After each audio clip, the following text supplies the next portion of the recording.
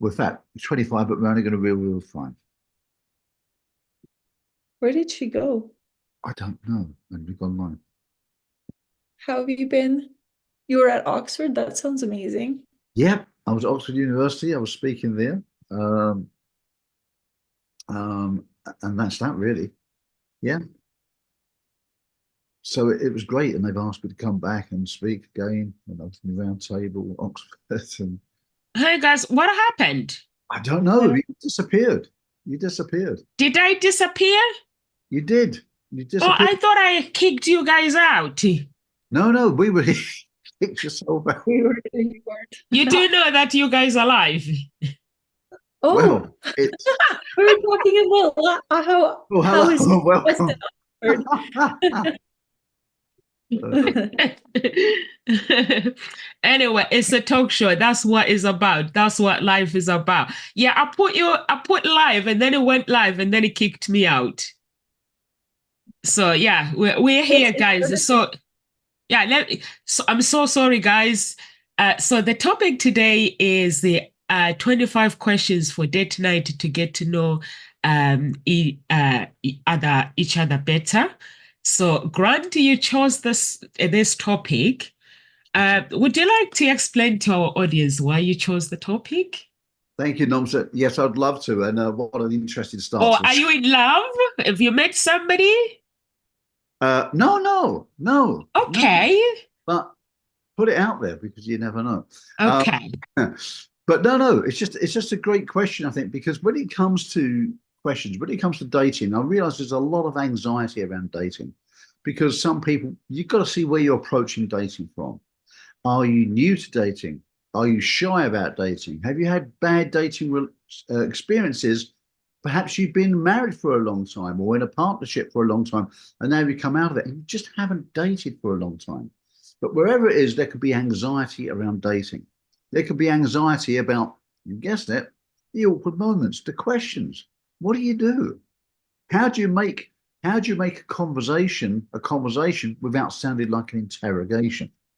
How do you do that? So we looked at some questions. In fact, we've got 25 questions. We'll probably just go through 5 questions for today, just to whet your appetite, just to help you and help to allay the fears of going on dates and to help it make it more conversational rather than interrogational, so that you can relax and know you can have some questions up your sleeve which will not make you have those awkward moments. So that's the theme of it, to relax you into dating. Of course, we can always help you much more with that later, but we just want to get you more open to the idea of it for now.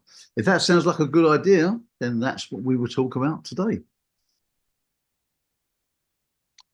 I really like this idea because I think that sometimes people go out on dates and they just base it based on like physical attraction, and yet but when you really know who you are, you know what you're looking for and what it is that you will settle for or won't settle for, or that you want somebody on the same page as you. And so it really is important to get some of these questions out right from the beginning so that you're not like wasting time, right? And so I think it's a really good idea to have just some, and even if you're like an introvert like me, have some question ideas in the back of your mind so that there aren't really awkward, weird pauses when you first meet somebody, because that can be a little bit of anxiety producing as well. And I think too, sometimes like get busy and then they have too much on the go and they like don't want to date like me. Like I'm like, I've got too much going on. I don't have time for right? Like, you want to date me on Thursdays from 4 till 8 when my daughter is at my ex-husband's house, because that's the only time I don't have her. So I just like I joke around about it, but it is like I'm like I have to just meet somebody in real life because this it's so busy, right? And I've got so much going on. And so sometimes I think when we do have like a strategy, maybe is what you could call it, but not interrogation like Grant called it. That's maybe a good way to approach it. Yeah, interrogation is no good. You got to go gentle, gentle, gentle, gentle, and be playful as well. It's important. So what question do you grant to have? Thank you.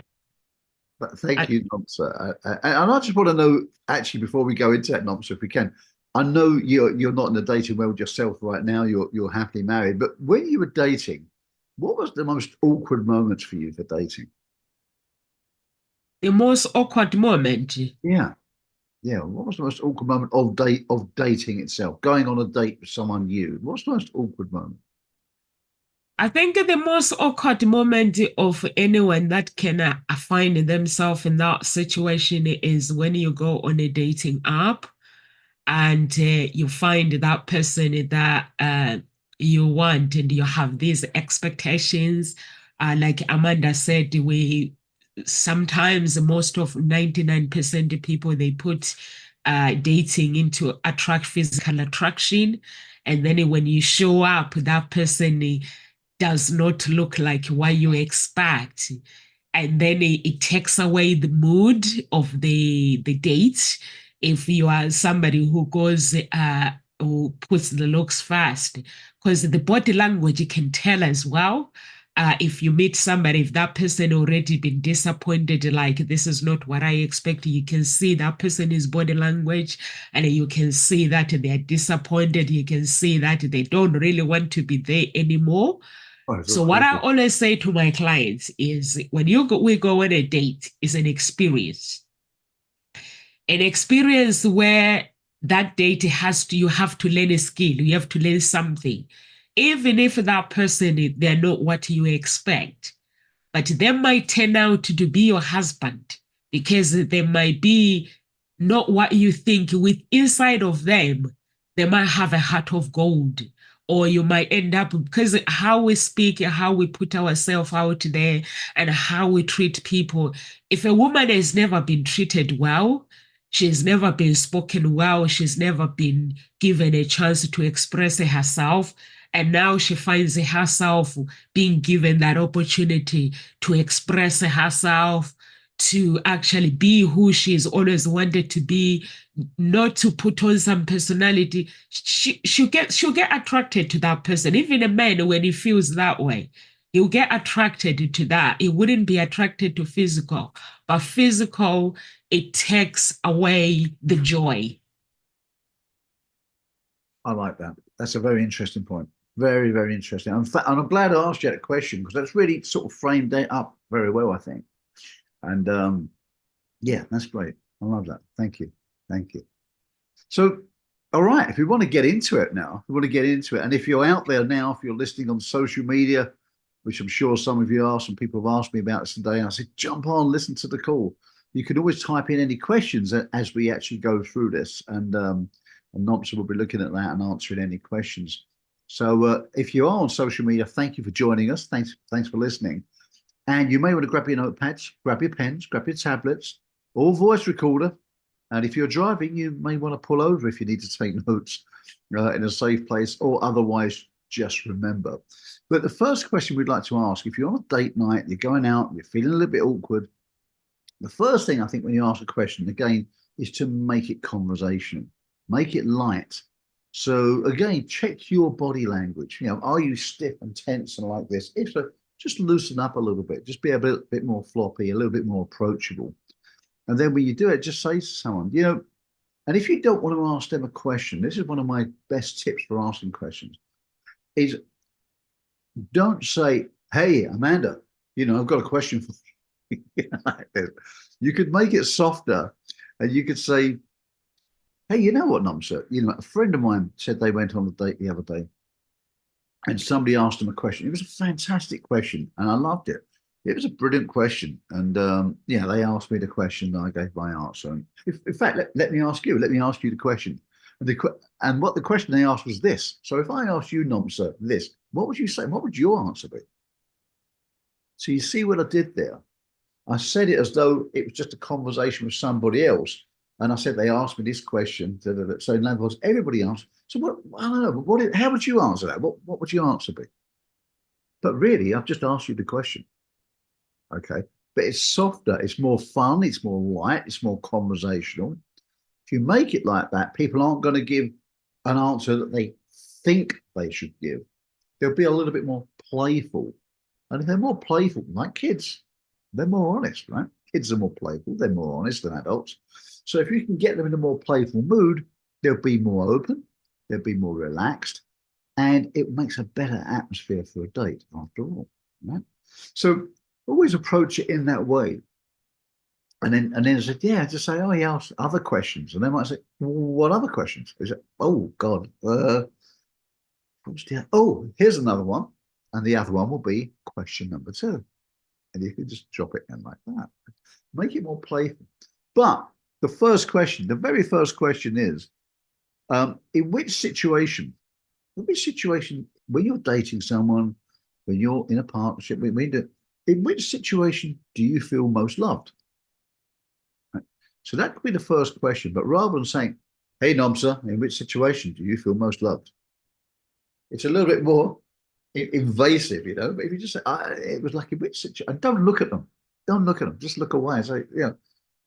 In which situation, if you're, I don't know, you're looking around as though you're trying to think of a scenario, in which situation in your life, in your background, in previous relationships, or in your mind, in which situation would you feel most loved? So it sounds more like you're creating it on the spot rather than in which situation do you feel most loved? You know? So it's and they might go, oh, I don't know. I mean, I suppose it would be nice. I suppose, it would be very nice if someone, and they'll give you a roundabout answer. They may not say, I feel most loved in the following situations. They probably won't list it like that. And they'll give it generally, or I suppose most people would feel loved because they're too embarrassed to say, I would feel most loved in this situation. So they might say, oh, I suppose most people. Now, at that moment, I'm not really interested in what most people. I'm interested in the person sitting in front of me. But I allow them that little bit of dignity because they may feel a little bit shy, a little bit awkward, and they may want to deflect the answer to other people. But when they're talking about other people, I think they're really talking about themselves. So I allow them that little bit of a distance, if you will, just to warm them up. I hope that makes sense, but I find this is a great way to ask questions in a loose way, because once they get more comfortable, they will become more direct and talk about themselves. They'll open up. Once they feel safe, they will open up more. So, yeah, in which situation do you feel most loved? Amanda, what do you think about that question? What could you add to it? How would you do it? How would you like to receive that question? Well, I think you even need to think about that question for yourself. And so, in which situations or how do you feel most loved? And if you haven't read the book, The 5 Love Languages, you probably should, because it goes through different ways that people feel loved. And there's acts of service, there's quality time, there's touch, there's gifts, and I forget the other one. Do you guys remember the other one? Oh, Do you know it? yeah. Anyways, mine is quality time. Mine is definitely quality of time and touch, and not public displays of affection, but like just like touch in general. And so, but it's not also quantity of time, because often people think that quantity of time equates quality of time, and it doesn't. So those would be ones that I know for myself are ones, and you'll want to know, like, what is it that makes you feel loved, so that then when you're out with somebody, you can say like, oh, like that fits with my values too, or it doesn't, right? And so we want, sometimes, and when you're in a relationship, you don't feel loved because somebody's acting on the way that they feel loved by giving you, I think it's affirmations, positive like words. Affirmations is the 5th one.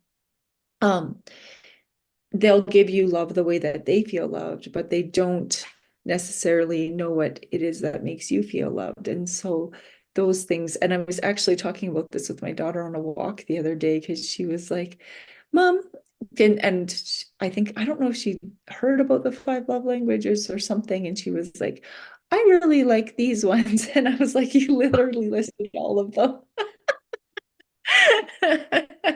And I was like, honey, like, yes, everybody likes aspects of all of them, but some people don't like certain ones at all. But in general, but there are ones that make you feel more loved. And so for me, that one's definitely quality time. And so then knowing that, you search for somebody else who's also that love language, so we both feel valued and cared for. What Good. about you, Gnomes? Which love language do you associate with most? And is that what it is that you look for when you feel loved in a relationship?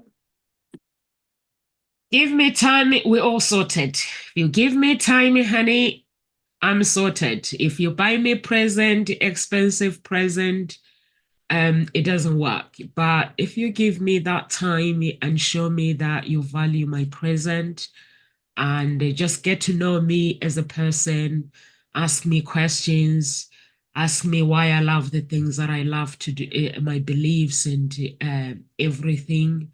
Or if I like politics, ask me why I like politics. All those things, it actually shows that it makes me connect with somebody. But if I date somebody and they're not really interested in me, I can feel it that this relationship is not worth it. But the time, if you give me time, we don't have to be anywhere, or we can go for picnic, we can stay in the house, watch movie, touch. That's me. Even outside, you wanna touch me as long as you don't cross the line, be my guest. You can do it. You can do all that. But what I don't do in a relationship is when somebody I'm dating and they walk that way, they walk on the other side, or they walk in the front, I'm walking in the back. I'm not dating my friend, you know. I like to hold hands, and just like to have fun with my spouse. Just the normal thing, like when we were children, how we do things, we laugh at each other, we don't take things very, very serious. We just, like, if we upset each other, we tell each other straight away that, honey, you upset me. I like those things. Just simple life. Simple things that they make a big, big difference. I always let my clients, like, my clients, they will be, we'll do the coaching. Once we do the coaching now, they're looking for big words now. They're like, no, sir, I need the big words to communicate with my dates. I'm like, you don't need to know big words. You just need to, what's on the inside of you, let it communicate with the person that you are meeting on a date. You already know exactly what kind of things you are looking for in a relationship. Be playful and ask those questions. And when you meet somebody, because like sometimes women, they'll be like, I'm looking for a guy with blue eyes. I'm looking for a man who will be like, I'm looking for a blonde girl. I'm looking, then what I say to them, listen, blonde girl can change. Women likes to color their hair. So what do you do when they color their hair to brown? So they can change. That blonde girl can become something else. She can do her hair black whenever she wants. So if you want to date a girl, just date somebody because you have something in common, and you are attracted to that person, not because of her, because I can change my hair anytime. Today you can see my hair, this hairstyle, and tomorrow it will be a different hairstyle. So you don't date somebody and say, I'm just gonna date because I really know I'm attracted to blonde girls. I'm like, okay, that does not make sense because I can change my hair. What do you do there? So it's very, very important, like Amanda say, the book suggesting love language, to actually get to know yourself. And then when you ask those questions, like Grant put the questions, in which situation do you feel most loved? For me, if somebody answers that question, that is a $1 million question. And then they tell me exactly how they feel. But I wouldn't look at their attraction and say, wow, I like blue eyes. No, sir. I can put contact. When the doctor tells me that, no, sir, you need to wear glasses, I can pull out. So just the look changes. If you look at myself, how I look then, how I looked 10 years ago, how I haven't changed actually. Me, I have not changed. But people do change. The looks do change, like myself. If you find me 5 years later, I'll be looking different. So over to you, Grant. Thank you, Namsa. And some really good points actually. And I like the way you describe dating. The world needs more women like you. I'm telling you, it really I'm a does. mad matchmaker, Grant. I get these rich people that come to me and they would describe what they are looking for. I'll be laughing and looking at them. I'm like, are you kidding me? I was like, you know what, guys, if I was 20, I would just go to a matchmaker and tell her about describing the looks that I want from a woman, from a man, and I know I'll get that. I'm like, now I'm 45. That does not work. You got to go deep. Because women, they change their eyelashes, Oh they yeah. change the shape, how they look. They go to the gym. 1 minute they have Brazilian bum, and then the next thing they have Italian bum. They have everything. Wait, what? There's different kinds of bum? Yes. I didn't know. If I do sit-ups, I have a different shape of my bum, or I can lift my bum. Yeah. So look, I've seen women who obviously had butt implants, clearly, because it just doesn't suit their body shape. It's not like the rest of the body. So it's clearly they've had butt implants. God, this conversation's gone in a whole different direction. But they've had butt implants. But I didn't know there was different categories of butt implants. You can actually shape your body how you want. You can, by doing whatever the whatever the exercises, you can speak to a gym instructor to help you and just shape the way how you want it, and it'll come out. If you look at my pictures, I already have a nice body, but I can shape my body. If I dance like for a month, I'll have a different shape of my body. If I go running, I shape my bum, my back. You can shape your body how you want. I mean, I knew there was glute exercise for your glute muscles, for your bum muscles. I knew that, but I didn't know it was like different. My God, gym instructors from a business coaching point, you're missing a whole trick here. You need to be specialist on Brazilian butts or whatever. Oh yeah, if I wanted really tight skin, I can do that. I can make my body really tight. So what kind of butt do I have? No, I'm just kidding. Right. But wow, okay, this is a whole different generation. This is a niche of it. I'm going to share that with a business talk I'm doing this week about different niche. I'm going to use that for marketing niching. I'm going to use it as an exercise. Okay, thank you. So there we are. So different kinds of exercise, different kinds of things. What do you look for? But of course, what doesn't change, we hope, is someone's soul, their spirit, their personality. And that's what these questions are designed to do, to get to understand these love questions of each other. So the second question is, what is, now be prepared for this because you may not get the answer you want, but what is your, I don't know, how can I put this? I know exactly how to put it, but I'm just saying this as though I'd asked the question. The second would be like, I don't know, a date. There you go, or a date. What would be your perfect date? So the question is, what is your perfect date? That's question number 2. Now, be aware that you may have taken them to a pub and they might say it's a beach restaurant, and you're like, guess I didn't get that one. So be prepared for that, but that's okay. Because if the rest of the date goes okay, you know where the next date could be, don't you? Because you've got your answer, which is a great indication. So get to see what it is. Now, you'll get to know a lot about their personality from this. They're either going to say it's lunch on a yacht. They're going to say going to an art gallery. They're going to say going to a French restaurant or an Italian restaurant. Or they're going to say a walk in a park or rock climbing. Now, I've got to tell you, I'm not going to mention her name. All these ladies, friends I have who are great friends, she goes on the most adventurous dates and she sets them up for guys, right? She goes up on dates. But we laugh and joke a lot. She goes on I think, very unusual dates, like disused industrial factories tours and stuff like that. And I'm like, you go on, what? But she knows some, people who go to like some industrial noise gigs and stuff like this, which is a genre of music which I hadn't even heard of. Industrial noise goes all around Europe looking at those, and well, kind of goes to pretty dark places. But she knows the ideal guy for her, and if the guy's up for that kind of date, that's her kind of guy. Now, look at your faces. You both look like like shocked, and that was my reaction too. But if I asked her what would be your perfect date, it would probably be something like that, which would not be something that I would think of. And I'm sure a lot of you are probably shaking your heads, but that's the beautiful thing about dating. Most of us are shaking our heads saying, no way.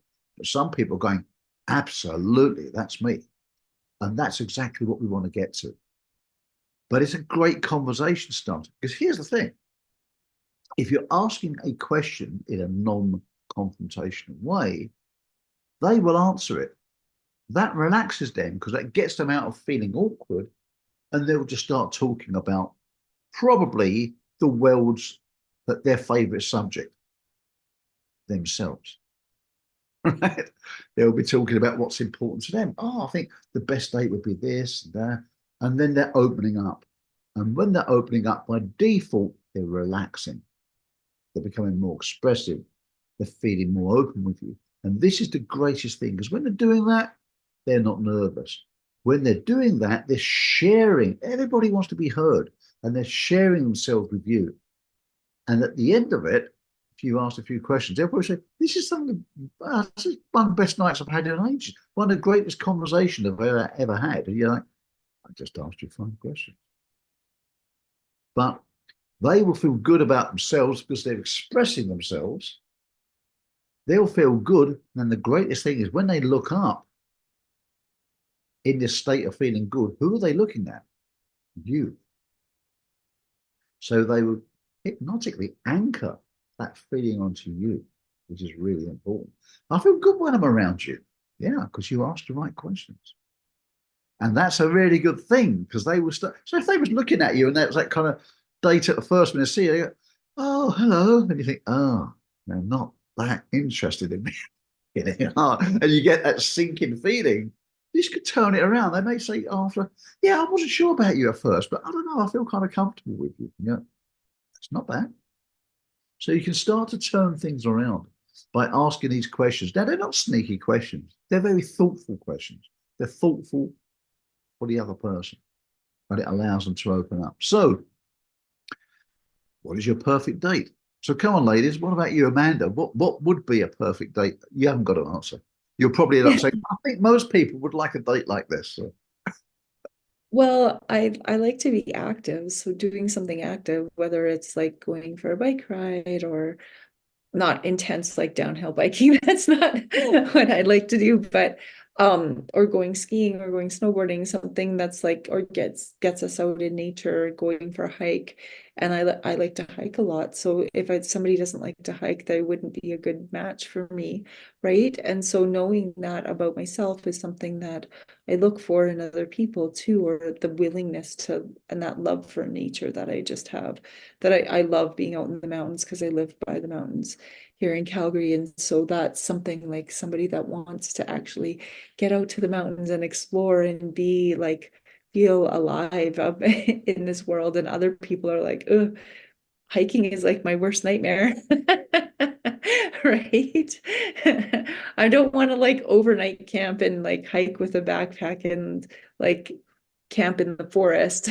Well, definitely want to go to a hotel and stay in the hotel after hiking and have a shower and sleep in a real bed. But there are people whose like dream date would be to go sleep overnight in a tent, and I'm like, no, I'm not your person. Even girlfriends, I have girlfriends who like to hike like that, and the one girlfriend keeps like sending these like big long hikes to me on Instagram, and I'm like, where's the hotel room after? Yeah. I'm like, I'll hike as long as you want all day long, but I need a bed to sleep in and a shower at the end of the night. She's like, you suck. I'm like, I'm not sleeping in a tent with you. It's I know what you mean. It's like not necessarily on a date, but I love music. I love music.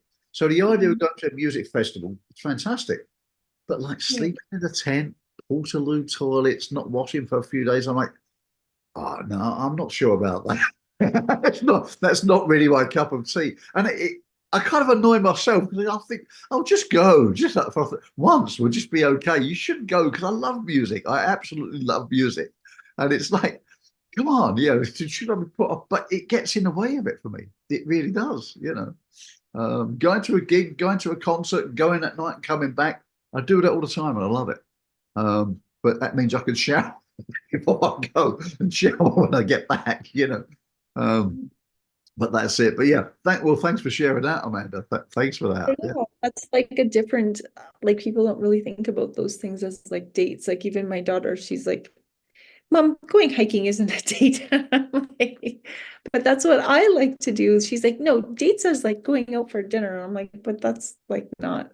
You can go out for dinner, absolutely. I'd love to go out for dinner after a hike or doing something active, but not just that be the only thing, because then you sometimes have like those awkward, quiet times of like not knowing what to talk about, right? And so I think being active, at least you're like moving and doing things, and then it's like you don't have those awkward pauses.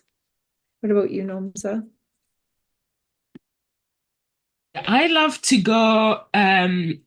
My actually perfect date is to dress up and just go out for a meal. I love to ask questions, Amanda. So if I go to a place where somebody is going to get distracted, I'm not going to get the opportunity to ask the questions that I need. And also, when I'm asking the questions, I'm so playful. I always let that person feel at home first. Once they feel at home, and then I ask questions just to get to know that person at the same time. We're enjoying the meal because this person, if they really like me, I need to see them when they are communicating with the other people, like the staff, the waitresses. I need to see how they behave. Because around me, that's how who they speak to around me, that's how they're gonna behave. And if they are getting meal that is not cooked, I need to see whether they're gonna. Sometimes with my clients, I could just go and tip the waitresses and ask them to give a client a cold meal, the meal that is not cooked properly, and see whether they eat it or not, or they complain. You're wicked. You're wicked. So if you eat it and you know it's cold, it's not cooked properly, it's cooked but it's cold, that means you wouldn't be able to express yourself in my relationship. Right. And I do all these things with the clients. That's what we do when we go on a first date. Like the idea of going on a minute date with the clients is to make sure they express themselves. And you have to go to, they're not allowed to go for coffee, because when you take somebody on a first date for coffee, you're taking them for an audition. It means you want to know their work experience. You want to know if they have the skills. So they are auditioning for you. So in my company, we don't allow clients to do that. To go to the pub, you're not allowed to go to the pub. So you have to ask the clients what they want to do. Like Amanda says, she likes hiking. If that's what she wants, the man has to make it happen. First, the man has to make an effort. So the idea of a date is a man has to ring, the king has to ring the queen, introduce himself like the perfect, like a grant says, no, sir, what's your perfect date? What is your perfect date? So the king will ring the woman and say, okay, I'm from Hope Spring Tenant Introduction Agency, and I guess you're expecting me to arrange a date with you because I'm in charge. So I like to hear from the queen. How can I serve you as a man now that I have presented myself? So now Amanda has to speak her perfect date, where she would like to go. And then once Amanda, she speaks, if that is booking, we get to get on with the booking, Hope Springs Talent Introduction Agency, or the guy gets to go to the booking, get on with the booking, book a place, and the girl shows up. If the girl shows up, or if it's in the car park, she needs to be going and open the doors, or you need to go and get her, or somebody needs to go and get her, they'll go and get her, or she just needs to show up to the restaurant, she will just show up and then do the talking, who she is and whatever makes her happy, ask questions. And that's how I like my day to be. I like to ask questions. And in order for me to ask questions, I just have to dress up and looking good. And the king has to dress up for me, shows up and looking good. If he's waiting for me outside the restaurant, I like a man to open doors for me, please. Just open door for a woman and let her come in.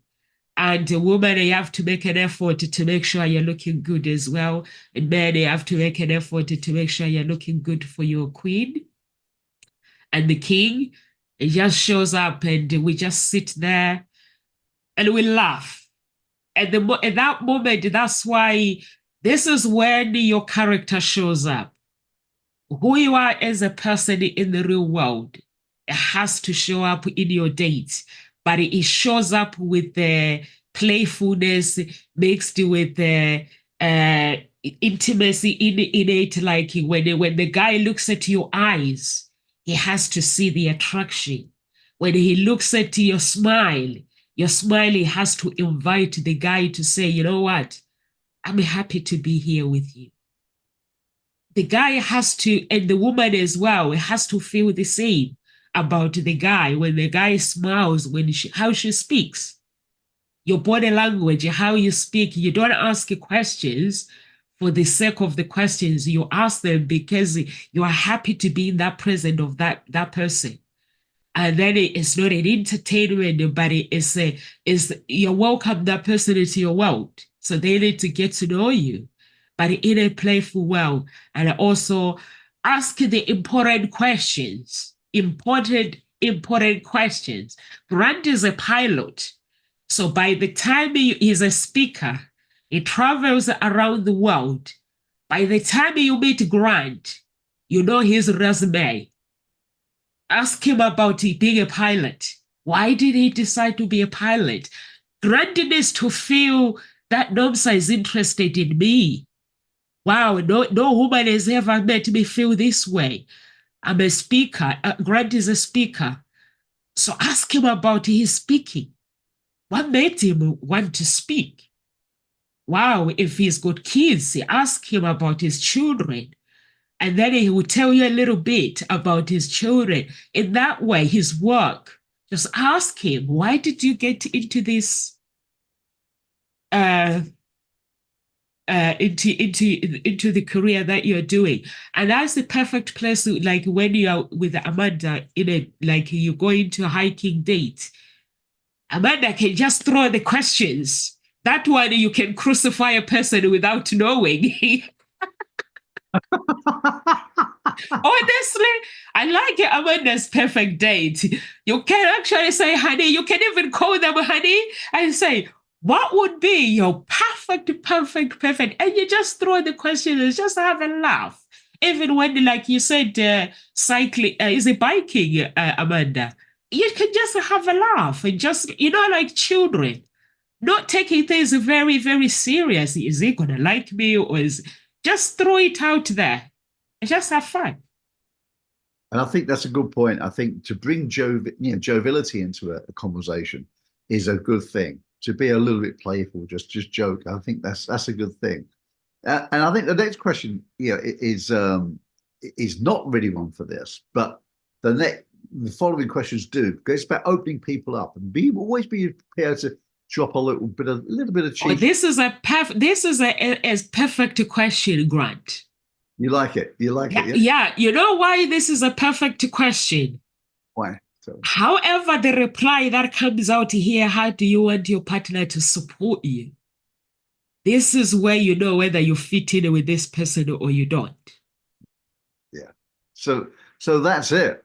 That is the question. As Nob said, how do you want your partner to support you? So again, they're going to tell you. They're going to tell you what it is they need. And Amanda was alluding to this earlier. People have different love languages. So how do people feel support? Now, men, we've got to be very careful because, you know, we always naturally, it's just in our instincts to support people. It's what we do in a sense. But of course, men, what do we always want to do? We always want to fix the problem, right? We always want to give the advice. And the cardinal sin for us men is when you hear a problem, okay, what you want to do is this. Men just want to fix stuff. That's what men want to do. And sometimes women say, I didn't ask for your opinion. I just wanted you to listen. And I'm like, that makes no sense. Why do you still want the problem? We want to help you. If you're talking to guys just, can we get together? I've got a problem. Let's fix the problem. That's what we want. Women want to be listened to, and us girls have to sit there sometimes and just say, okay. And it's the hardest thing for us guys to do because it goes against what we are, but we just have to listen sometimes. So maybe that's the support you want. Maybe it's to listen, but don't worry. If you ask a lady, she will tell you. And if you ask a guy, he will think about it. And if he doesn't know, encourage him and just say, well, if you don't know what it is now, what do you think it could be, for example? What could be and if he doesn't know, he'll come up with the idea. He'll get him to dig a little bit deeper because, you know, men sometimes have their feelings a little bit closed off. You can ask them. You may not know the answer. You probably never thought of it. But if you did think of it, if you thought of it now, what might be a way that your partner could support you? And he said, well, I don't know. I suppose it could be that. Okay, that's better than nothing. So you start to crack the ice. Okay, you start to get in there and get to understand what this guy is about and what makes him tick. So yeah. So how could your partner best support you? What do you think of that? I mean, I know we're a little bit tight on time. We've got a couple more questions to go, but very quickly, Amanda, what do you think about that question? Well, I think because I've been like on my own for so long and I have like my own house and then my car and like I pay for everything myself. I think a lot of it is around like helping out with things that are like those quote unquote like blue jobs because I just do them myself all the time and it'd like really be nice to have somebody that like could help with those. And I think sometimes even too like there are things that I like don't know how to do so I have to reach out and get help. Like the other day my furnace broke and it wasn't working and it was really cold here and it was like -15. And so it was nighttime too, so it wasn't even during the day when you could send out like a repair person. And so I reached out to my soccer team. I play on a co-ed soccer team, and one person from my soccer team actually fixes furnaces. I knew that they did air conditioning, but I didn't know that they fixed furnaces. And so they like, I had a friend come over that was a machinist. And I'm like, who's all the blue collar workers I know? Like, I need somebody to help me. And so they both came over, like one came over and like FaceTimed with the other one because he lived too far away. And they figured out how to fix my furnace and what part they needed and everything. And then the other guy from my soccer team was like, I'll come over and fix it tomorrow for you, Amanda. And I was just like, thank you so much. Like that, like just like being able to help me with things that I have no clue how to do, and that would be anything mechanical. Wow. Right? Like I'm like, give me the computer and I can like do so many things on it, but like anything mechanical, like even like if the chain fell off my bike or I can fix the chain, but like if the tire popped or something, like I don't know how to fix any of those things. So like being able to just like step up and make those things easier is something that makes me feel supported because those are things that I don't know how to do and I can't do myself. And so being somebody that like matches you, but also like is good at the things that I'm not good at would make me feel supported. Wonderful. Great to know. Thanks for that. All right, next question. Let's go on to that. What does, and I love this question, what makes you feel most alive? Now, this question is going to really get into the passion of the person, see what really brings them alive. Because we know what like we put any of us, you, me, anyone, in a certain situation, and we're just kind of like, and you walk away, you think, I didn't really show myself in that situation. People didn't get a feel of who I am because that thing doesn't light you up, that situation. That could be in a career, could be in a work, could be in a social situation, could be on a date. But it can be people. Certain things light us up and we just become magnetic. That's the question. What's the thing? What's the thing that makes you come alive? And I like that question very much. Amanda, Nomsa, what do you think? That's a good question. That is a really, really good question. And you have to answer it really honestly. Because when somebody asks you what makes you feel most alive, some people may be like if they're spending time together, just the two of them, or maybe just going away, just the two of you, no distraction. Or some people, it could be having sex in different position. Yes. They're pushing the boundaries today. Yes, indeed. We're speaking the truth, and because the talk show, we always speaks the truth anyway. Yeah. So a different position. Some people they feel more alive when they're doing this, or sometimes it's just being loved, just to know that that person has genuine interest in you, and they want to enter your world and get to know you. For me, that makes me feel more alive when I'm knowing that I'm dating a genuine person. Because even if I know that I can go for a kiss anytime I want, I can have sex with you anytime I want, I can request some quality time anytime I want, or simply when I'm not in a good place, I can sit down with you and have a chat with you. You'll be able to listen. Those things that people take for granted. What about you, Amanda?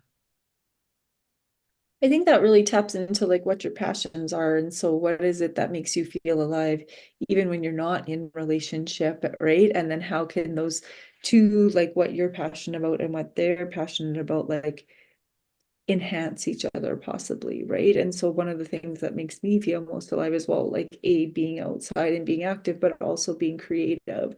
And so I love when I can just like paint, or when I can write, like I write books. So if I can write, or if I can draw, or being creative in some way is always something that really like makes me feel alive. Because if I just spent the day like watching TV, I'd be so drained and bored. But if I like get out and I'm doing things and I'm being creative, that's one of the things that makes me feel alive. So if there was somebody who's like has that creative spark in them as well, is definitely something that I would look for in somebody, because that would like could enhance each other's creativity.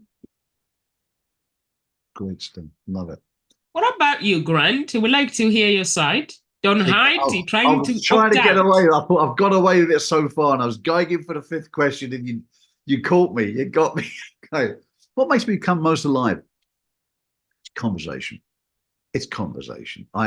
You asked what things I love. I love touch and conversation, because a conversation is what really gets me into the soul of the person. That's what really welds me to someone. You know, it is. I mean, if I get on with them, and if they don't, to be honest, that's probably best for everybody to know. Because, you know, if it's not going to work out, it doesn't make them bad people, doesn't make me a bad person. It just means, hey, we're just not quite right for each other. And that's an honorable thing. But if you do find that, that's when I feel love comes. It's like, oh, I feel drawn towards this person. You know, you do. And I quite like just going for a drink, to be honest, and having a conversation. I'm not a big drinker, but I just like to be in that relaxed conversational environment so that you can talk, because I really want to know about that person. I genuinely want to know. I want to know everything. If I'm brutally honest, I want to know everything, and I'm okay with them knowing everything about me too. You know, I'm just completely open, and that's how I want to be, because I feel if you're going to be with someone, there can't be any secrets. There can't be. I know you're not on the first date going to tell everyone everything. I get that. But I really want to know what that person's about, what makes them tick, what's their purpose in life, what do they do, what are their hopes, what are their fears. Most people, when you open them up, their experience of life blows me away. It absolutely blows me away. You know, I was hosting a conference the other day, and the person next to me, you know, I read their bio, and it was incredible, utterly incredible. Who are you? You know, and everybody at this conference, and then they asked me, "Who are you? What do you know? We heard something you just said. Who are you? What do you do?" And it's just most people are like this. I find you open people up; they are fascinating, and I think that's one of the greatest things. It's something I teach in rapport building skills.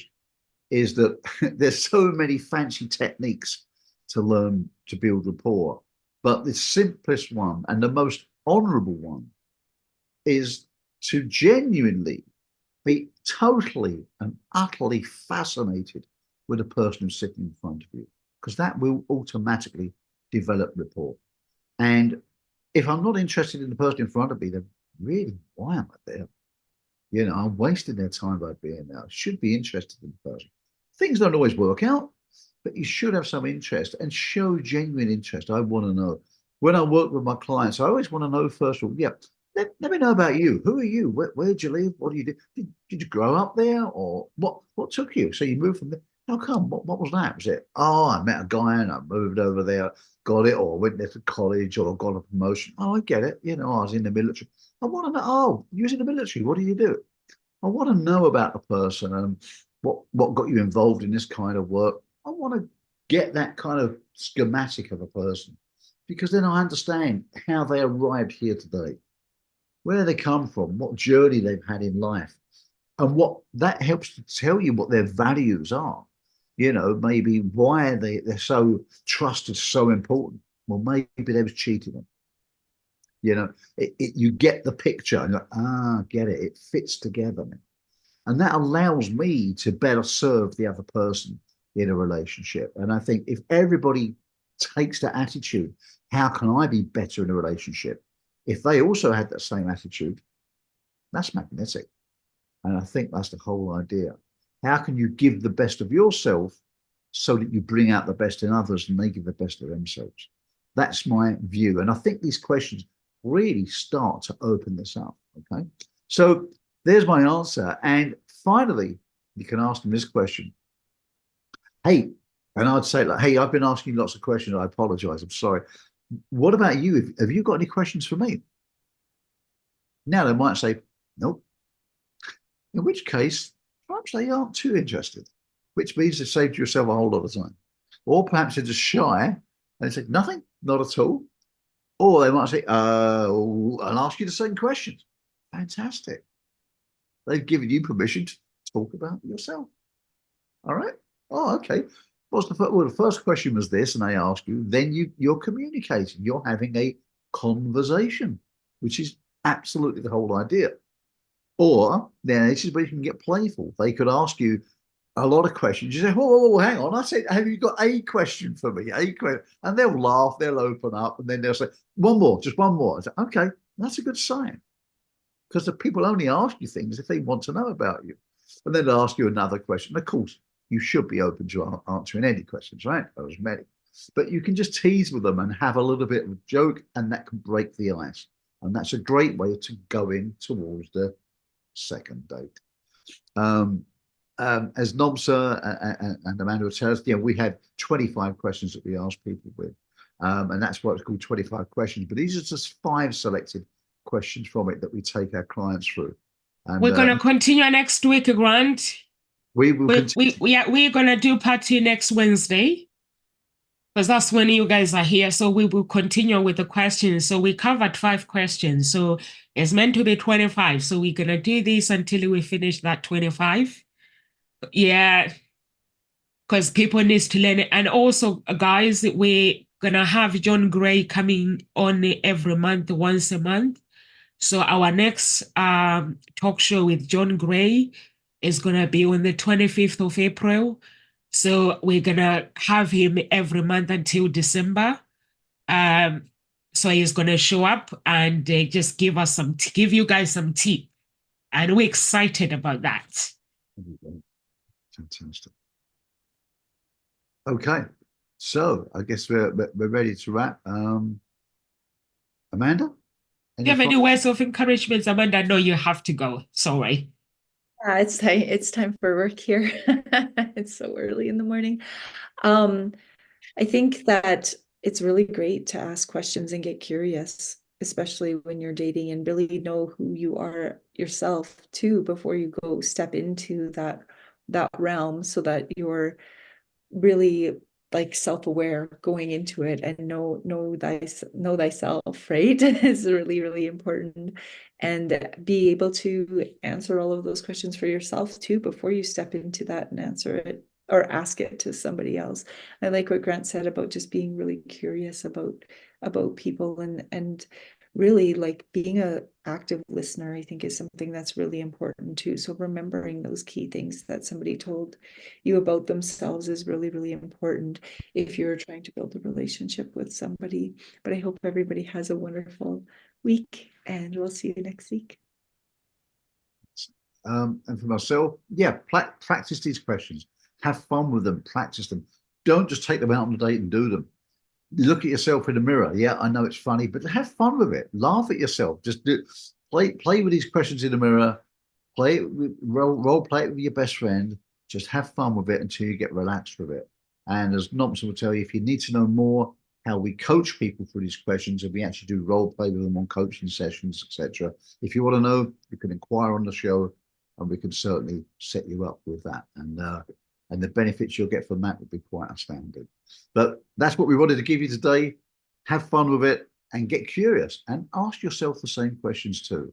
So I'm Grant Morrell, and that's what I wanted to share. Over to you, Nomsa.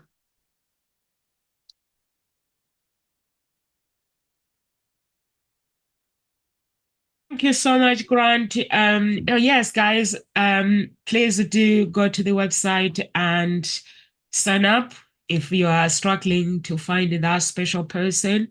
We do have coaches from all walks of life. If you want to connect with Grant or Amanda, please do. And if you want to connect with me, please do, because there are some people who have given up dating. They think because of their age, they cannot find somebody, but that's not the truth. That is a lie. Any age you can find that special person. You just have to have the courage to put yourself out there. And also, if you're watching and you just wanted somebody to help you with your profile, I do offer those services as well to create your profile on the dating site. If you can afford me, so we can do that for you. So please do get in touch. And God bless everyone. I'll see you guys tomorrow. I'm on my own tomorrow. It's Thursday. God bless. Take care. Happy dating.